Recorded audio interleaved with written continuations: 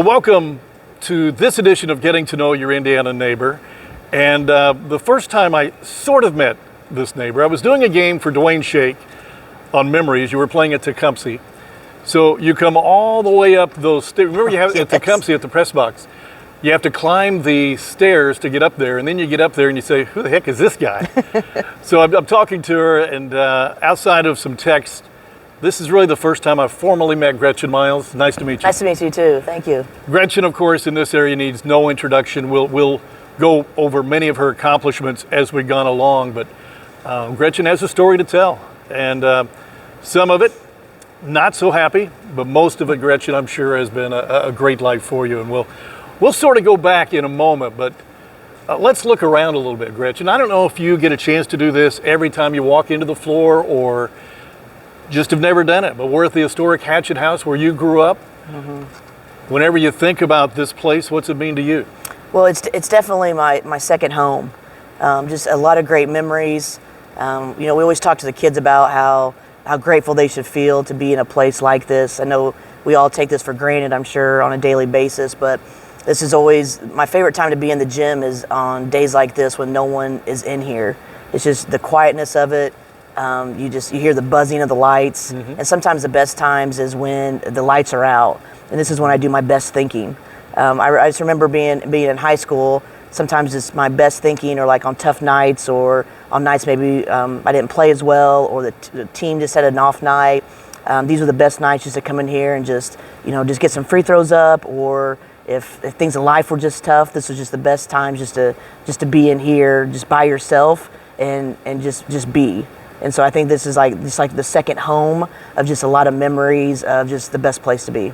Yeah, so Gretchen and I talked about this, gosh, I don't know, almost 2 months now, I guess, something like that. And it could have come a lot quicker, but you didn't want to do it anywhere but right here, right? Have this conversation at the Hatchet House. I've got my own memories from when I was a little guy at this huge place and up in the rafters. You grew up in the 80s and 90s. Mm-hmm. What about you? Before you really started playing, before you started playing in this floor, what memories do you have of this house? Well, actually, I was at Washington Catholic until 8th grade.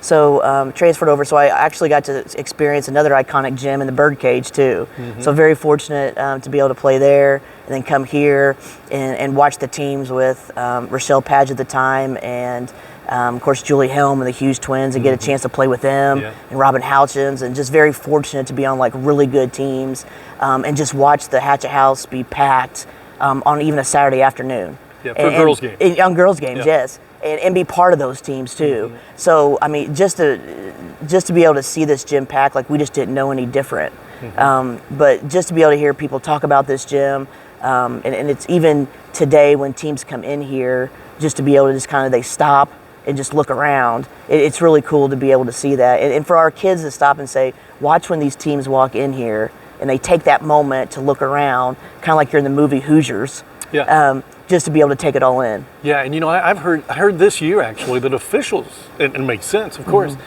that officials request to come here. That's correct. Of course, athletic directors reaching out, always trying to get officials, but here it's probably not as much as it. Right, Mr. Cochran gets a lot of requests of people wanting to come here because they want to obviously officiate in the Hatchet House, so it's really cool. So you mentioned Julie Helm, who is the all-time leading scorer, right? You're second. Yes. Did you play with Julie? Oh, yes. I was. I got very fortunate to be able to play with her. And the Hughes twins was in the same grade, and Robin Houchins. So phenomenal player, phenomenal leader. Learned a lot from her. Was able to play with her for a few years. I came in as a freshman playing with her. So she was 2 years older, and just got a lot of experience playing with her, and just a phenomenal athlete, and very lucky to play on very good teams with her. Yeah, and we'll talk about some of those teams, because remember, it was back in the one-class system. And you had a state finalist here back in those days, so tremendous memories for yourself and the community, and we'll talk about that. Let's talk about a little bit of the heavy stuff first, okay? Kind of get that out of the way. You've got a lot to talk about in regards to your life, your story, but you were dealt a pretty good twist, within the last year. I know that your mother passed away from breast cancer, right? And just 2 years ago. Yeah. 2021, yes. 2021? Yes. So just 2 years later, you yourself are diagnosed with stage 1 breast cancer. Mm-hmm. Can you take me through the symptoms and what led you to get checked? Because I don't know you, but I think of you as somebody who I'm not going to the doctor. I'm good. But But you couldn't be more on point on that. yeah. So who helped you get there? Who saved your life? Well, I tell you what, when my mom was diagnosed, and when it was 2016, that's when I started like, okay, you got to get serious about this. Okay. And you're exactly right. I'd never really been to the doctor for anything, so it was all very new to me.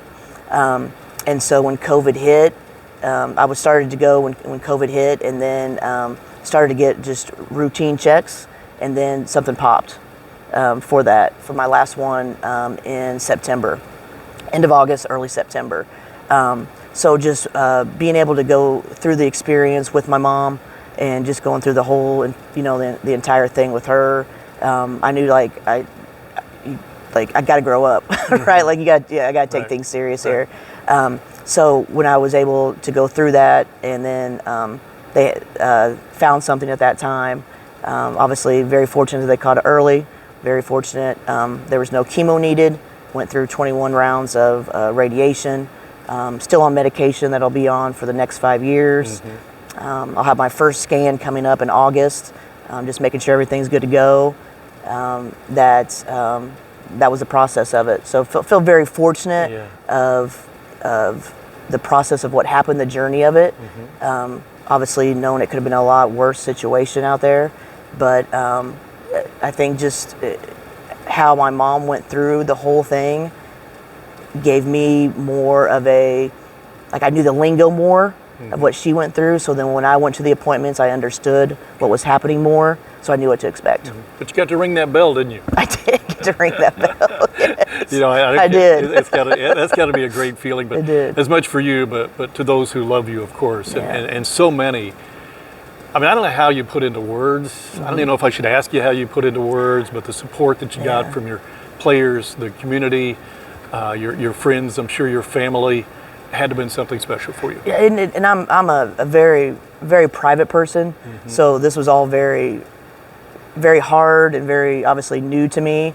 But I also knew that, a lot of people wanted to help and just wanted to support. And obviously it was during basketball season. Right. So the kids were my number one fans. I mean, they were my biggest support system.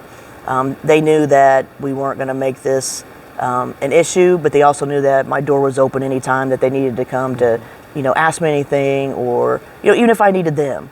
But we knew that the way we're going to keep going with this is just to keep playing basketball. And we deal with every situation as you get up in the morning and you put your left foot, right foot, you just keep moving forward. And basketball season was a great distraction for that.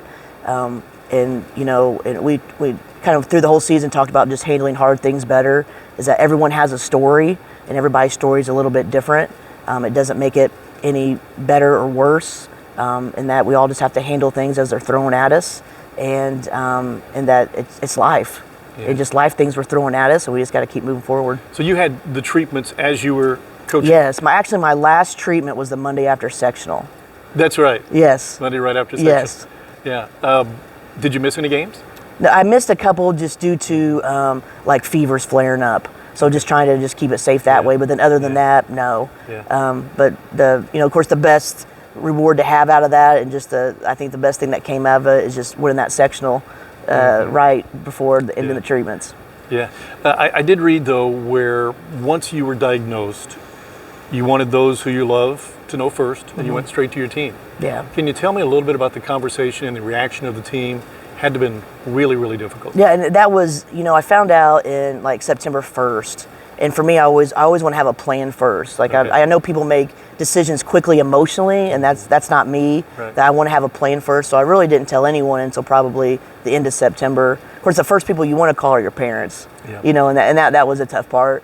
So I wanted to have a plan first. The kids were still finishing up their fall sports. I wanted to make sure they were getting through their fall tournaments. I didn't want this to be a distraction for them whatsoever. So right before fall break, I talked to our coaches first, because I said, I don't know what this journey is going to look like, but I want to make sure our team is taken care of first. Right. So we looked at different situations of, do we need to bring another coach on staff? Do we need to help with scouting? Because I didn't want the load to be put on our coaches either. So that's when we brought on Coach Kelly Garland, who did a phenomenal job for us this year. Just great job. Great with the kids, great basketball IQ. He's phenomenal for our staff and our kids. Coach John Howe, that coached at Washington Catholic many years. Yes, he helped us with our scouting this season. Phenomenal IQ too, just a great sports basketball mind. So just great people in those positions for us. But I did tell our coaches, I said, if you repeat this, I'll fire you. And they knew I was serious about it, but I said, I want the kids to hear it from me first, and we don't want this out yet. That was very important for me. And my coaches are like my family. So so I told them right before fall break, because I needed them just to kind of, decompress it. I said, this is not like a victim story at all, but I need you to hear this from me first so we can just move on. So we talked about it before fall break. So then once fall break hit, we could hit the ground running the first day of practice. Yeah, but when you talk to the coaches, those are adults. Yeah. And when you talk to the kids in that locker room or wherever it was, 14 to 17-year-old kids, they had to look at it a different way, maybe a little more scary, maybe even than how you presented it. How would you describe that conversation with them, or the reaction more so than the conversation? Well, yeah, I mean, just looking them in the eye and just having that conversation. Because for me, too, it was still new to me to say it out loud. Yeah. Because, again, a private person that doesn't really share emotions very well at all, it was hard for me just to say it out loud. I had told a few of my family members, my coaches, and then now the kids. So just being able to vocalize it. And I told, obviously, Mr. Cochran, our athletic director, but just being able to say it out loud and just kind of looking the kids in the eyes, because like they feel like they're my kids too, and they're phenomenal kids, and they are compassionate kids, and they're fixers. So they always want to, when something doesn't go right, they want to know what they can do to help. And I just remember, after telling them, asking them, of course, like, do you have anything? Do you have any questions? Of course, at that time, I think they're still just in that fog. And I remember just walking out, and Coach Freddie, our freshman coach, kind of stayed with them just a little bit afterwards. And she kind of told me just later on after the fact that the kids were like, we've got to do something. What do we do? And I remember the first day of practice, we met in Coach Harmon's room, first official day, just to kind of get the ball rolling, get the kids fired up for the first day of practice. And they all came down the hallway with the same Together Fight t-shirts on. Yeah. And that just kind of, because, we're fired up getting down the hallway, like, let's go, it's the first day. And then they all come down with those t-shirts on, and it just hits you. Yeah. Just like a ton of bricks. Yeah, again, 14 to 17-year-old kids, and you think reactions can go so many ways, but they went the rallying way. They felt like they're going to help you. And if they help you, you help them, right? So it was certainly a team atmosphere, I'm sure. So that's out of the way, the conversation, but you said the emotions are difficult for you to express. Were you scared? Yeah, and I don't know. I mean, I feel like there probably was some of that. I think there was just a lot of unknown. I feel like I was living two lives. Like, it was like when I was here, I didn't feel like in my mind at one point that I had cancer, because you just keep grinding, you just keep going. And then when I went to Evansville and you walk into the Chancellor Center, that you knew that like you had an appointment and you just kept going. Yeah. So it was kind of a difference of emotions there. But once I think I again got the plan, I felt good about it. The doctors were great. Still are great, obviously, and I just knew, like, let's go. You just had that positive attitude and surround yourself with positive people that put me in those positions to be like, everything's going to work out just fine. And like I said, it was basketball season. It couldn't have been a better time of year with the people that I surround myself with. And I think that made a huge difference with that, just to keep going with it. Yeah, because when you're coaching, you're not thinking anything about that moment in time, right? No. And if you're not coaching, you're preparing for that. So you're not thinking as much about your personal situation unless you're at the doctor's office. Exactly right. Yeah. So you're right. That had to have been a tremendous distraction for you and help you get through it. Let's talk about your parents a little bit, okay? Because we're going to go way back. Your mom, as you said, passed in 2021. How would you describe her as a mother? Oh, my. I mean, her name was? Phyllis. Phyllis. Yeah, Phyllis Miles. And I mean, she definitely, the strongest person I know. I mean, especially just watching her. Of course, as I grew up, I was a daddy's girl because we were always in the sports world together. And then watching my mom go through what she did, like I just realized like how strong she is. You know, she's strong.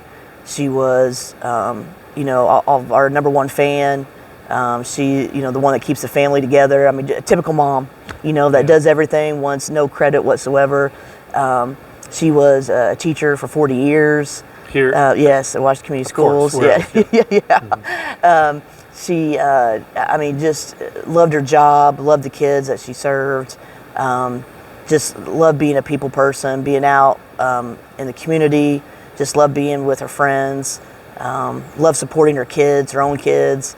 Just someone that I just hope that I have just an ounce of the strength that she had, you know, and I just watching her go through what she did and did not complain one time is something that, you know, I'll always remember. Yeah.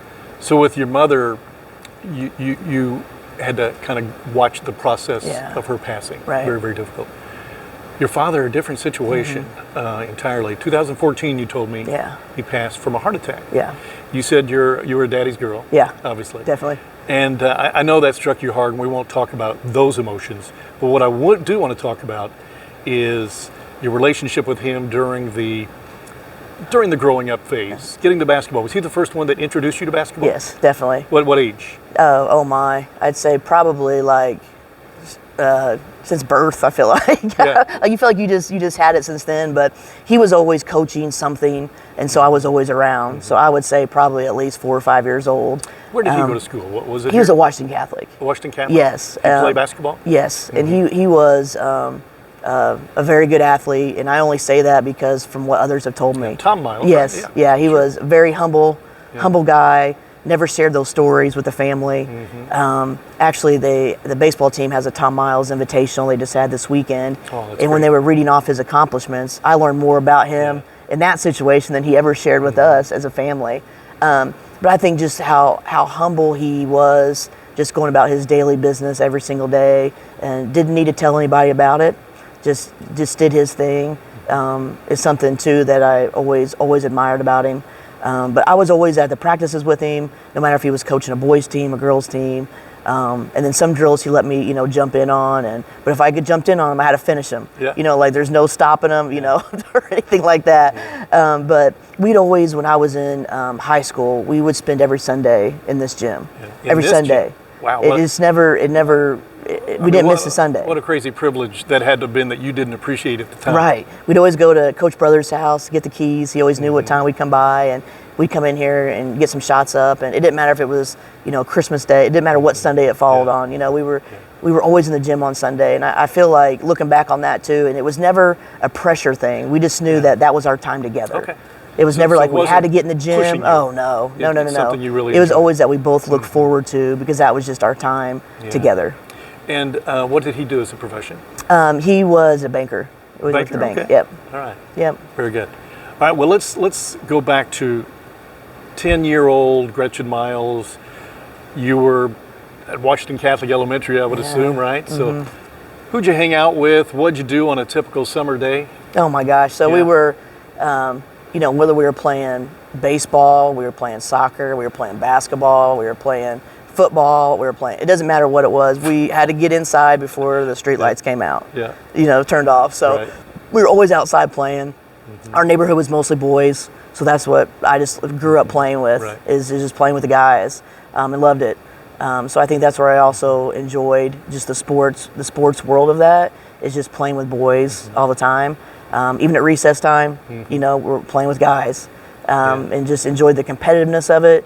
And enjoy just playing games all the time, and just that competitive drive of just wanting to find a way to win, even at a young age. Yeah, you've got a brother, right? Yes. Yeah. Tell me a little bit about him. Yeah, Brad. He's a younger brother. He lives in Indianapolis right now. Okay. He was also involved in sports, but he was also the one I think that was like carted around to all my sporting events, and he still lets me hear about it sometimes too. Yeah.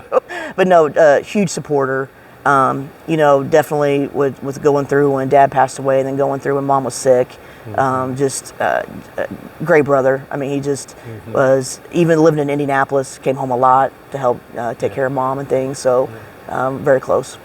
So 12, 13-year-old Gretchen Miles, did you even think about what you wanted to be? I'm sure you're going to say a basketball player, soccer player, what have you.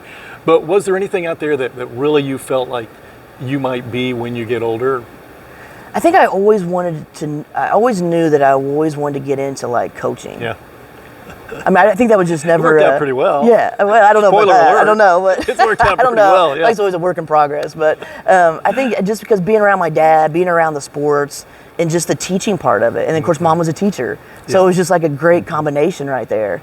Yeah. So just always knew at that point that like somewhere along the line to be able to do both, I was just like, how is that even a job? Like, you know, just like how amazing that is to be able to like teach kids all day long and then be able to go coach after that, you know? And so just, I just couldn't believe that was just an option. Yeah. So. You know, you talk about you're at Washington Catholic through the 8th grade. Then you come here to Washington. I don't know about that time frame, but Washington Catholic, as you well know, had a great tradition of women's basketball, state final team as well. What was the decision that brought you here to Washington? What was it all about? Sports? You know, I really don't know the answer to that. Your I would mom say was teaching maybe here at the time? my mom was teaching here at the time. I would say probably it was maybe sports. I would say maybe just, I would guess probably that. Maybe just the obviously more sports too, because I also played soccer, tennis, things like that too. Yeah. So just the more sports availability of that too. So just made the switch over. Do you remember any of the Washington Catholic coaches or teachers trying to persuade you to stay because they saw how great you were going to be? I feel like, no, not towards me, I don't think. No, I feel like they did. Coach O'Brien, Bill O'Brien was a longtime coach there, phenomenal, and a very good friend of mine. And he ended up coming over here to coach my junior year. He was on staff, and then he was my varsity assistant. Oh, full Yes. circle, yeah. Yeah, I mean, yeah, and like a second father to me. So, you know, he's one too that's always just been like my mentor. You know, Coach Brothers, a huge mentor. Barry Watkins, mentor. Bill Thompson, mentor. It's just always been good to see like past coaches that I've been able to surround myself with to be able to still like mentor me. So now you're in high school, freshman year. Did you start from day one? Yes. Do you remember that first start? Oh, yes. Yeah, tell me about it. Oh my! You're just nervous as can be, you know, because you just don't. I mean, because it was a great team, Yeah. you know, and you don't want to let anybody down. But We're talking about 94 here. yes, Yeah. 93, 94, and so, but the upperclassmen were like so good, you know, like as far as like again like leading me and like the leadership of that but the expectations were so high too, you know. So you never felt like they felt like here's this little hot shot here that's coming over and, you know. I don't know if they felt that way or not, but I hope not. But you didn't get that treatment. Yeah, no. Okay. I mean, I felt like they, since day one, and there was a few upperclassmen too that, you know, they were all like just so good. Like they were just all so helpful. They were also just the leadership piece was great. I never felt, you know, like intimidated by the situation of it. Just like you just wanted to live up to the expectations of your teammates because you wanted to do the best by them. Yeah. And not let them down. It's funny. I don't know that I ever was able to watch you play, but I listened to the games on the radio, especially during your runs. And it's so ironic that here today I'm talking about your life. And then, you know, you were a freshman, sophomore in high school. Now 25 plus years ago. I know, but 25 plus years ago. In a one class system. So it was completely different than what it is today. So you had a tremendous junior and senior year, but that sophomore year had to have been special within the community.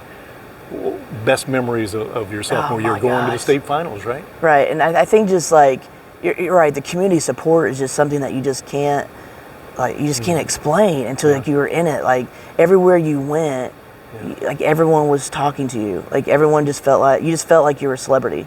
You know, you felt like you're on top of the world. Like you just, like, again, like you just didn't want to let people down. And here you are, like 15, 16-year-old, you know, and adults are looking up to you. And more importantly, small children are too. Right. You know, so that expectation also of like, you're role models for people of all ages, you know, and how important that was. And so I think just being able to have that experience is just something that you just can't explain to other people, but you'll always have that.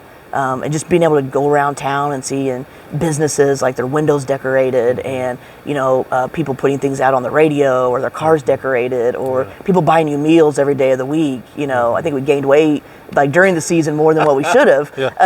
But just how kind everybody was, and just how it just brought a community together. What do you remember about the run to the state finals that year? Close calls along the way. What do you remember?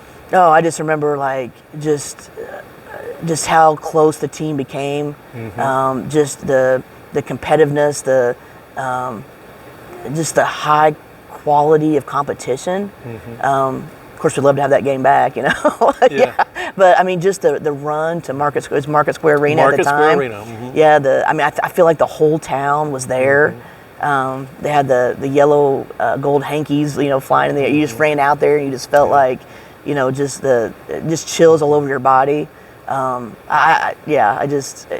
you play in the state finals? It was Carmel.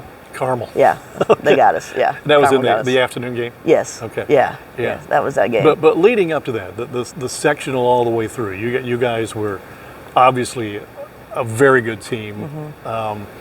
Did you have close calls along the way, though? Yeah. Bar Eve was really, really good throughout the years. Vincent's Lincoln had decent teams. North Knox was phenomenal those years.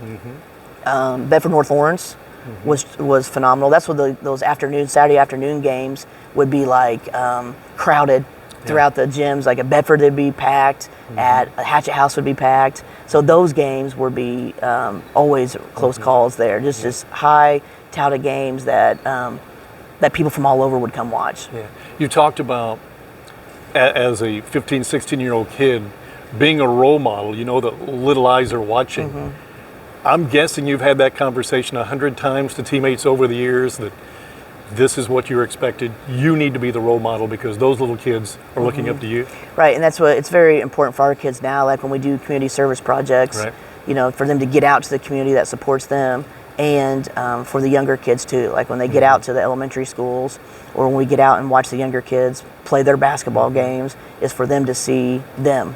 Because a lot of our younger kids may come to our games, and whatever our kids do, and just walk, if they happen to see them at a restaurant, or if they happen to see something on social media, or like everything they do is so important, because just that one thing may be something that little kid will never forget. Yeah, I remember you, Gretchen, as a very quick little guard, of course, and very unselfish. I think even you would admit that, right? You scored a lot of points, but you knew you had teammates who could score too.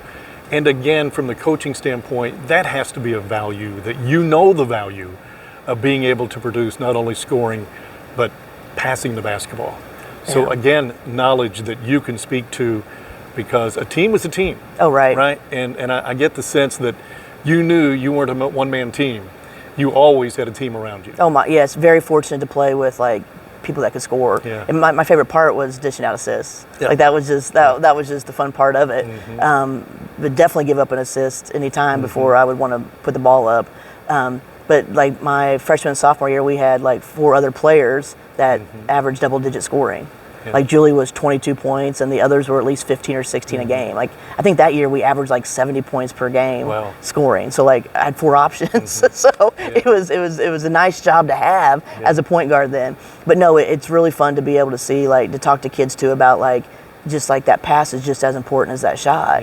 And we pump that up a lot with our teams too. Like when kids make that extra pass, or passing up a good shot for a great shot, and being able to celebrate those things, especially on the floor, or when we break down film session too, is being able to see that, because that doesn't always get into the newspaper or on the radio or get pumped up that way. But that's definitely something that we celebrate a lot within our teams. That 3-point shot was still relatively new. Did you fall in love with that? Yes, I think so. I think so. Yeah, I always joke with the kids that like the coaches that emphasize defense the most never played it.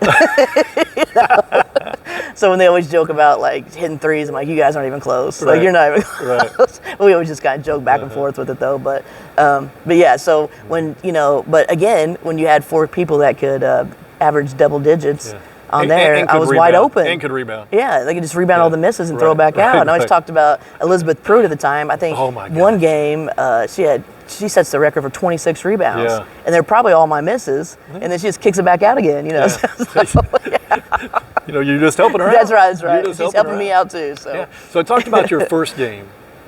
What about your last? Do you remember your very last high school varsity game? oh yes, yeah. How could you not? I know that is tough, and I think we talk to our kids about this too, and I think a lot of people don't understand this. It's like there's no closure No. for high school athletes. Right.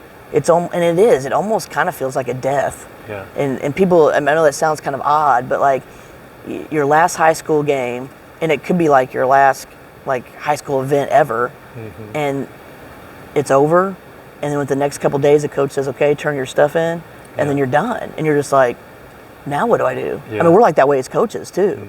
We kind of walk around just aimlessly for a while, just like, what do we do? You know, because you get so attached. It's a huge part of your life. The kids are part of your life, big part of your life. The coaches are your family, and I think it's so hard to be able then. But it's so important for us to let kids know that like basketball is what they do. It's not who they are. You know, and it's hard for us to understand that. And it's hard for me to still understand that. It's just what we do. It's not who we are. Yeah. But a kid who gets all of that attention, a team that gets all of that attention and all of the celebration, and now it's gone, and you don't know if ever going to come back, that had to lend itself to, gosh, what a ride it was. Yes. Now it's gone, right? Right. Yeah. And to be able to like still have those memories. And that's why it's important for us as coaches, like relationship building is so important.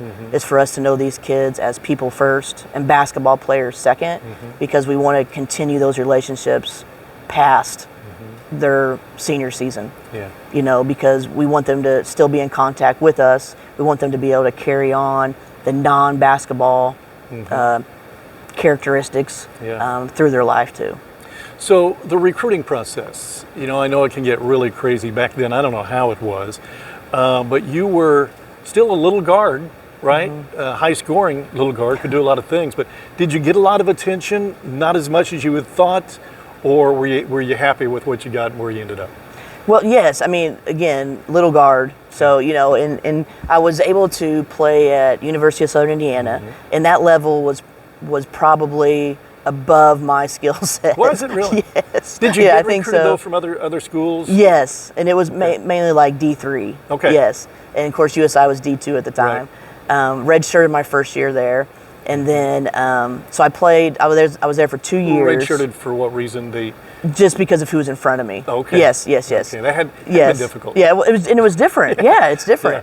But that was it's live. Right. And so I was there for 2 years, and then just kind of realized that this it's just not going to work out for me. So gave it up. But then ended up playing tennis there for the next 2 years, and really enjoyed it. Did you play tennis in high school? I did until I played for 3 years in high school, and then just went the AAU route my senior year.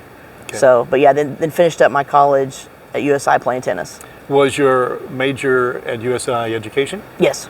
So was there any doubt when you graduated high school right here that you were going to come back here in one form or another to grow up and go through your career? I don't think so. I don't think there's any Were you doubt. open to other places? You know, I think I kind of was. Yes, actually, my mom and dad and I took a trip to Georgia, just kind of out of the blue, because they were really, really, really needing teachers. Yeah. So we kind of went for a trip there, but I think my parents knew, like, you're not. You won't do this. Like, it's too far from home. Like, you're not doing this. But we'll go. We'll pacify you a little bit. So your mom's a teacher, as you said, for over 40 years. Yes. Does she have a little pull in getting you here? I'm sure it How did helped. that go? So you graduate. Jobs just aren't, particularly with teachers, just aren't that easy to get. Even way back then, I'm sure. But you're out of college. What's next? Is there a quick interview process? Did you have to wait a while? Yeah, so when I finished up with schooling, I subbed until the end of that school year, and then there were interviews, and then I was hired. So I was very, very fortunate. Here at Washington. What did you teach? Yeah, so I was fifth grade. It was Lena Dunn at the time. I was at Lena Dunn my whole career, Okay. and still Washington Intermediate, which is what it turned into. So still there. So still in the same building. So the you're entire time. at Lena Dunn Yeah. now? Oh, you're not here in the high school. Right. So I also split time here for assistant athletic director. Okay. Yeah, so now it's Lena Dunn is now Washington Intermediate, Okay. so it's grades 2, 3, and 4. But I've been in the same building my entire career. So you teach grades 2, 3, and 4. Well, I'm the data coach down there. Data So, coach. Yeah, I know it's a lot of hot tell pots. me. I know. What's that's data? a whole other interview. I mean, can you quickly I know. data coach? Just a lot of numbers. Just a Okay. lot of dealing with a lot of Okay. numbers with all the kids and their test scores. Okay. And So things like you're that. not in classroom. Right. Correct. Okay. Yeah. Were you though when you first Yes, came in? I was 5th grade for 2 years, and then 4th grade for 10 Okay. or 11 years. So, So you've been teaching now how long? oh my gosh, this is my 20th. Wow. Okay. I know, 20, Well, 21st. all right. So that's your 8 to 3 job, I guess. And then, well, what do you do during the summer? I mean, here now, school just ended here at Washington High School. I know you've got summer programs. How much time do you get off before you have to kick back into it? I mean, not much time. I'm not good with downtime, so I like keep myself busy. So Yeah. if I don't have anything to do, I create something, Yeah. right? So we still have right now supervising sporting events is still going on with the spring sports. Right. Our kids camp kicks off here pretty soon, and then June's super busy with basketball. And then July, a lot of our kids, if they're playing AAU, I'll take off and go watch them in Indianapolis and Louisville to go support them and watch them too. So from a little kid with the basketball through high school, through college, today you're coaching, ever get burnout? I've never felt that. Never felt that. No. And not only basketball, I'm sure you went from one sport to Right, another during right. the course of the year. Do you advocate that more than one sport for your kids, or do you feel it's more important to concentrate on one sport No, to be the best they we can want be? our kids to be multi-sport athletes. Okay. Yeah, we think that's super important for many reasons. For them to, one, not get burned out. Two, to be able to use multiple muscles. Yeah. To get different coaching. They just need to play different sports. They it's just overall just better athletes too. So we completely promote multi-sport athletes. You mentioned Coach Brothers. He was your coach in high school all 4 years? Yes. So you recently surpassed him, right, as the all-time winningest basketball coach. Yes. Now, you're the all-time winningest basketball coach, boys or girls, here at Washington High School, right? Gene Miller, I think Coach Gene Miller's Miller's got about 250 wins here. Oh, does he? Oh, I have Yeah. no idea. Yeah, okay. Okay. But regardless. I just keep looking at his 700 and some, Oh, 800 or something. You know what? Close. You know what? Yeah, that's He's a legend, that's definitely for sure.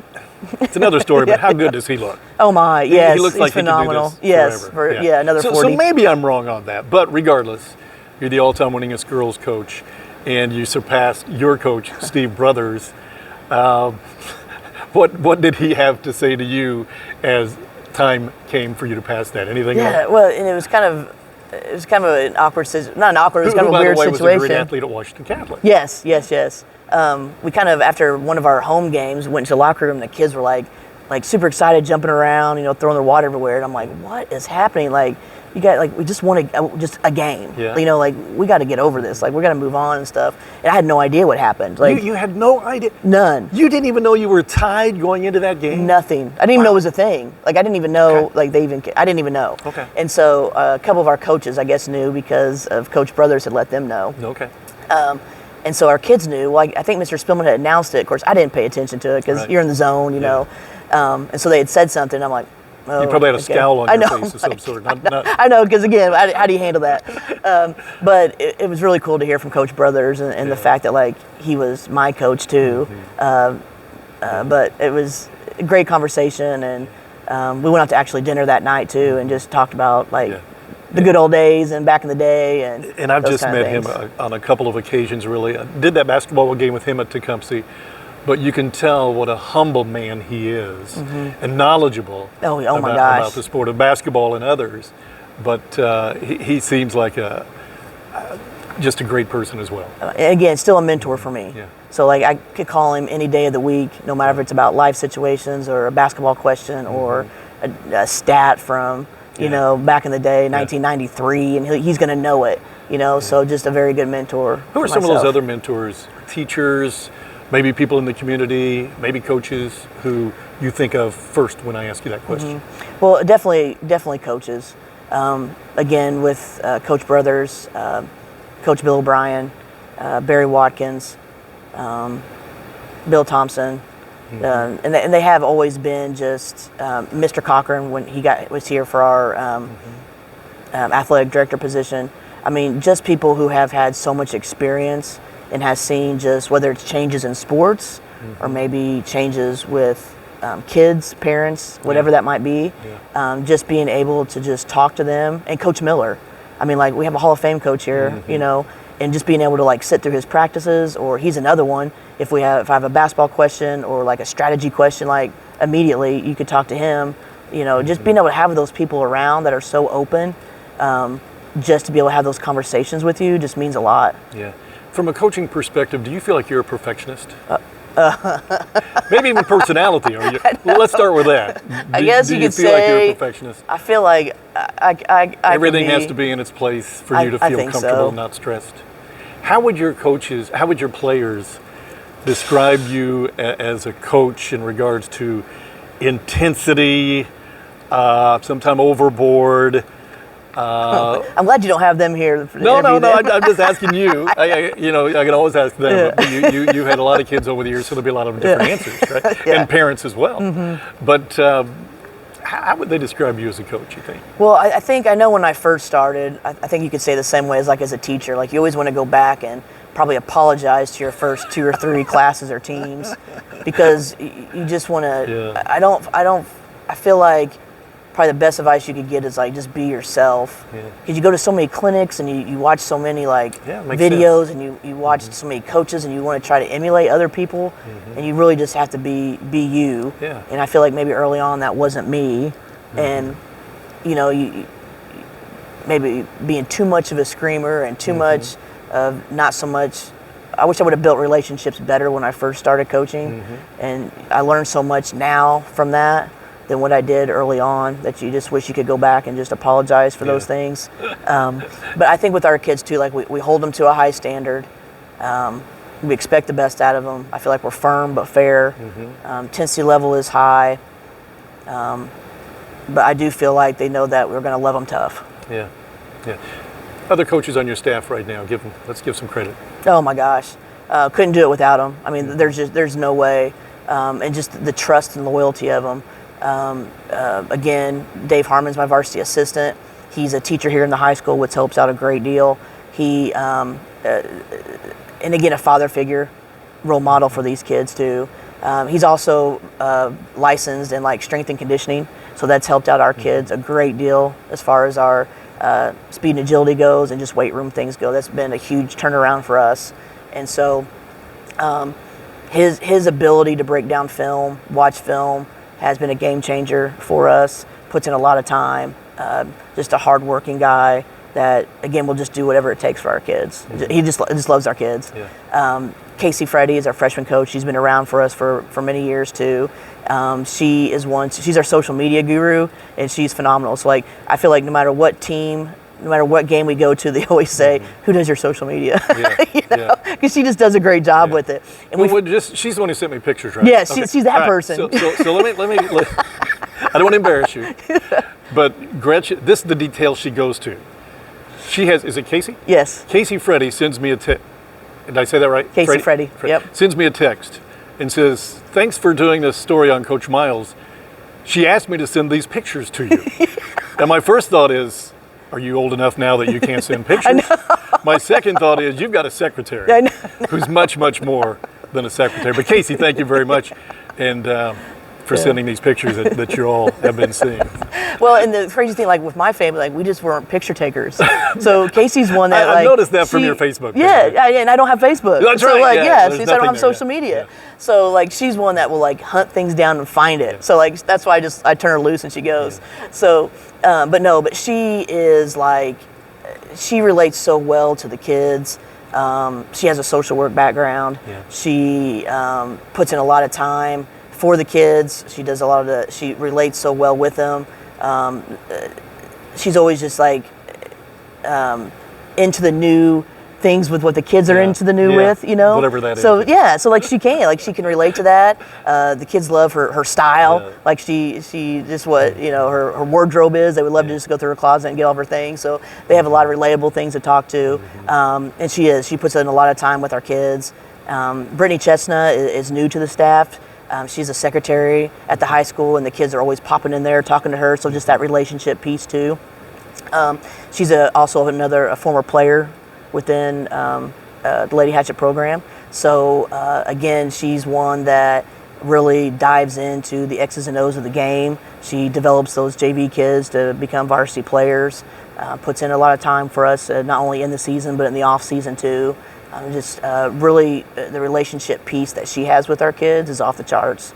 Kelly Garland, like I said, was new to the staff, but like he has so many years of coaching experience. He was a stellar athlete at Washington Community Schools, multi-sport athlete, and again, just a high sports IQ. He coached a lot of these kids that will be seniors when they were younger on up, so already had that relationship built with them. Hard worker. Puts in tons of time of watching film, like what can we do to be better. Has that intensity piece too that just gets kids over the top that they buy into. So again, and then Coach Hal too, like he's a basketball mind. Many years of experience, just brings that intensity part, understands opponents, and can really find those strengths and weaknesses, things that we can take away from them. But like they're family, right? So like they're people that you trust. They're people which is hard to find because like you're turning your life over to them, and you're turning the kids over to them. But they mean a lot to me. Which one of those is the good cop and good cop, bad cop? When you're hard on a player, they now go to another coach, or coach brings them aside and says, "Listen, here's what coach is trying to tell you." Who's that person? I feel like sometimes we have like bad cop, worse cop. Okay. No, I'm just kidding. No. Okay. No, I think a lot of times maybe I could be. I think like Coach Harmon. Is the translator. Okay, all right. Here's what she's saying. Yeah. And so is Coach Chestnut. Okay. She does a good job of that. Coach Garland and myself are kind of like to the point, no matter what kind of feelings we're feeling, like here it is, here's just what we're thinking and feeling, like you're just going to get it how we feel sometimes. But I think also us understanding our kids also knows like they all sometimes don't get it the same way. The expectations are the same, but we're also, the delivery could be different. So you're relatively young still. And I'll bring up again, your mom was a teacher for 40 years. You've been a teacher for how many? 20 something? Yes. So are you going to teach 40 years and coach until you can't anymore? I don't know the answer to that. I'm not very good about seeing the future or seeing down the road. I feel like I'm a day-by-day person. Really? Okay.